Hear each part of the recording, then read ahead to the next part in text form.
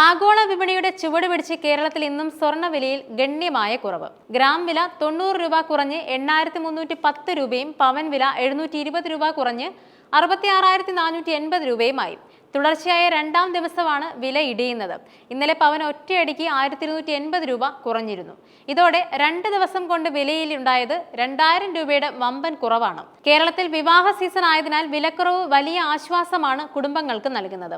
വില കുറയുമ്പോൾ മുൻകൂർ ബുക്കിംഗ് ചെയ്യാൻ കാത്തിരിക്കുന്നവർക്കും നേട്ടമായി. കനം കുറഞ്ഞ ആഭരണങ്ങളും കല്ലുവെച്ച ആഭരണങ്ങളും നിർമ്മിക്കാൻ ഉപയോഗിക്കുന്ന 18 കാരറ്റ് സ്വർണ്ണവിലയും ഇന്ന് കുറഞ്ഞു.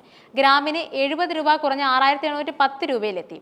വെള്ളി വിലയിൽ ഇന്ന് മാറ്റമില്ല. ഗ്രാമിന് 106 രൂപയിൽ തുടരുന്നു. ആഗോള മാന്ദ്യഭീതിയിൽ നിക്ഷേപകർ കൂട്ടത്തോടെ ലാഭം വെടിപ്പിലേക്ക് നീങ്ങുന്നത് രാജ്യാന്തര സ്വർണ്ണവില വീണ്ടും കുറയാനിടയാക്കി. ഇതാണ് കേരളത്തിലും വിലയിൽ പ്രതിഫലിച്ചത്.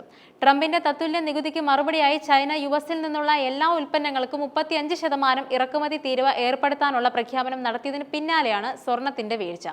വെള്ളിയാഴ്ച 3%-ലധികമാണ് വില കുറഞ്ഞത്.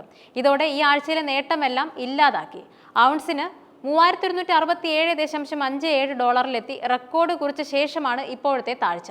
നിലവിൽ $3049 വ്യാപാരം. ഈ വർഷം ഇതുവരെയുള്ള കാലയളവെടുത്താൽ രാജ്യാന്തര സ്വർണ്ണവില 15.6% ഉയർന്നിട്ടുണ്ട്. രാഷ്ട്രീയ അനിശ്ചിതത്വങ്ങളും സാമ്പത്തിക പ്രശ്നങ്ങളും നിലനിൽക്കുമ്പോൾ സുരക്ഷിത നിക്ഷേപം എന്ന നിലയിൽ ആളുകൾ സ്വർണത്തിലേക്ക് മാറുന്നതാണ് വില ഉയർത്തിയത്. നിലവിലെ സാഹചര്യങ്ങൾ വീണ്ടും വില ഉയർത്തുമെന്നാണ് പൊതുവെയുള്ള വിലയിരുത്തൽ.